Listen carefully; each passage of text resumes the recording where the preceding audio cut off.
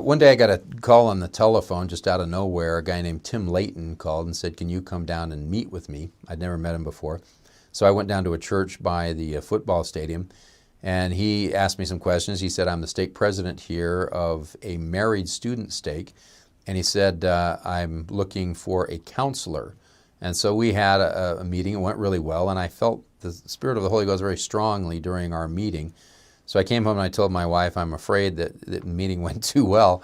And a few days later, I got a call back from him and an invitation to, my wife and I went in, an invitation to serve as his counselor in the married 11th stake. And there were 8 wards in that stake that were married student stake. And so I didn't know him and he didn't know me, but we kind of hit it off and we were good friends. And so we were serving together. And after we'd served for about 4 months, they made a change and they did away with all of the young married stakes at BYU, or most of them, and they converted he and I and the members of the High Council into a young single adult stake. And so, as he said, we went to the meeting married and we left single. We were now in charge of the YSA 18th stake. So there were 8 wards in that stake, and they were all new wards. They had new bishops, and so we had to get to know them.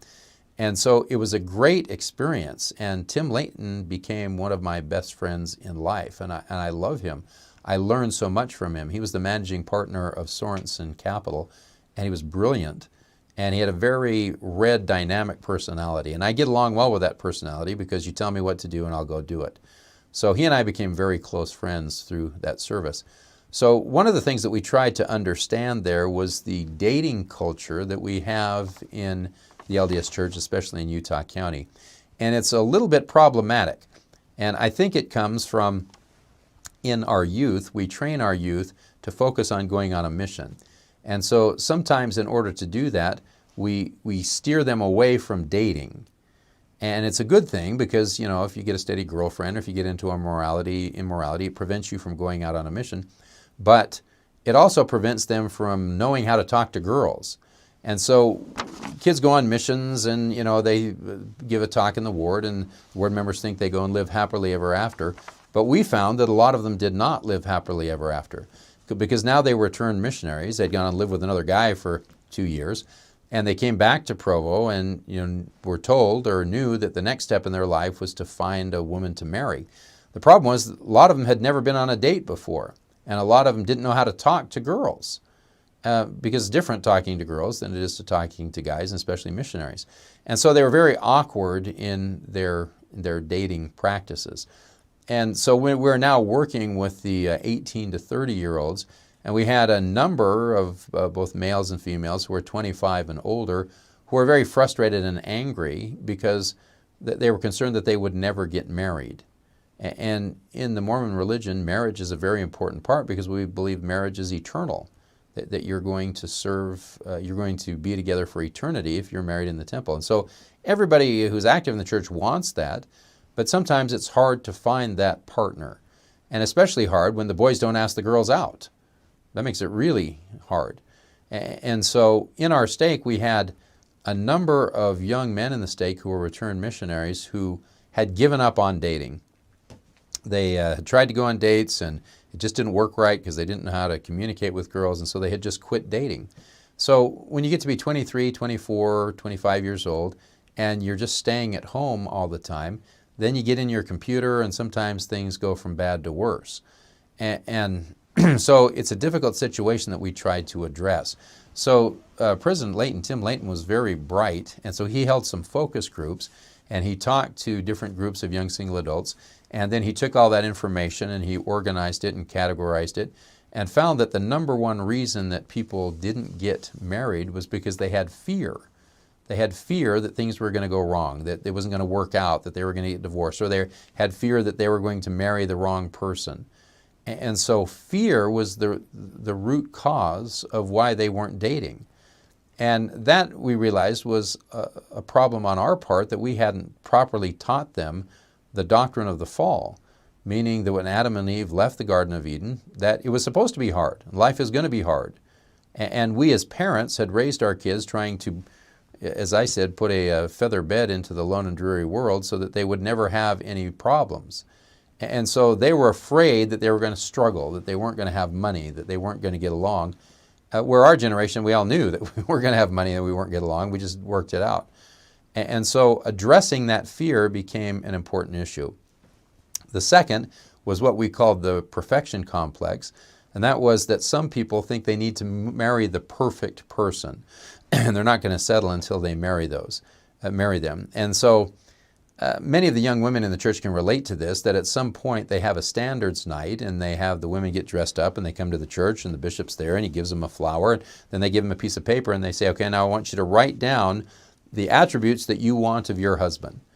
And so those attributes are returned missionary, college graduate, makes a lot of money, superhero, drives a great car, whatever they have.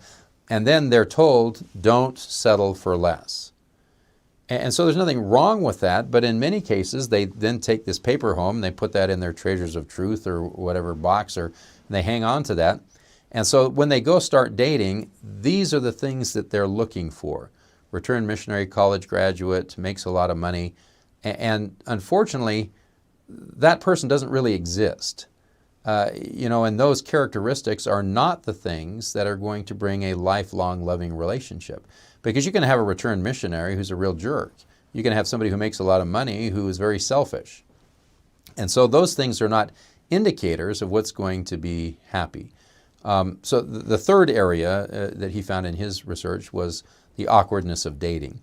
And so based on his research, I did some thinking and some research, and I put together a talk talking about the 3 keys to a lifelong loving relationship. And so what I challenged the young single adults to do, the sisters, was to throw away that list, because that person doesn't exist and you're never going to find that person, so don't even try. And instead to replace it with a different list. And the number 1 thing on the list is, are they selfless? Meaning, do they love other people more than they love themselves? And are they willing to love you more than they love themselves? So if somebody is selfless, you can get along with them really well. If they don't love God more than they love you, it's going to be hard for them to love you. And so selflessness is a real key indicator in making a long, loving relationship. And the second is, do they forgive easily?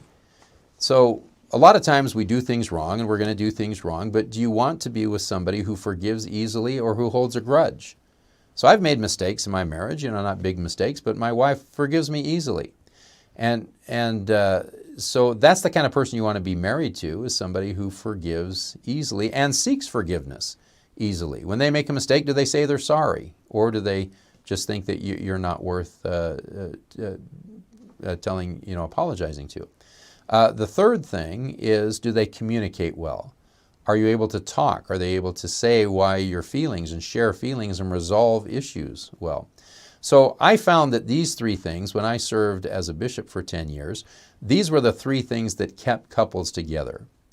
And so if you have those 3 things present in your marriage, if you're selfless, if you forgive easily, and you communicate well, couples will stay together regardless of what problems. I've seen couples who've had infidelity problems. I've seen couples who've had deaths of children. I've seen couples who've had huge financial problems.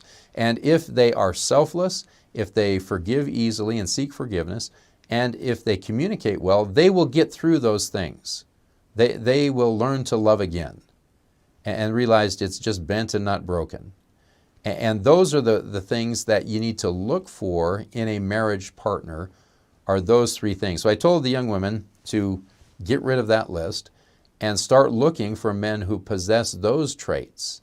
And I told the young men the same thing, and more importantly, become those things.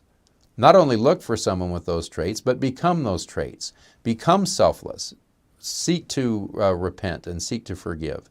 And learn how to communicate well your feelings. And those are the things that are going to make couples in love. If you meet somebody who is selfless, who easily forgives and communicates well, you will fall so deeply in love with them that you'll have joy in your life. Because those are the kinds of things that we want in a marriage relationship. It doesn't matter what car you drive or what you do for your living, how much money you make, because everybody's going to have problems anyway. You don't know that you're going to get those things. So don't worry about struggling. We learn from the struggle. but we'll get through the struggle if we possess those 3 traits.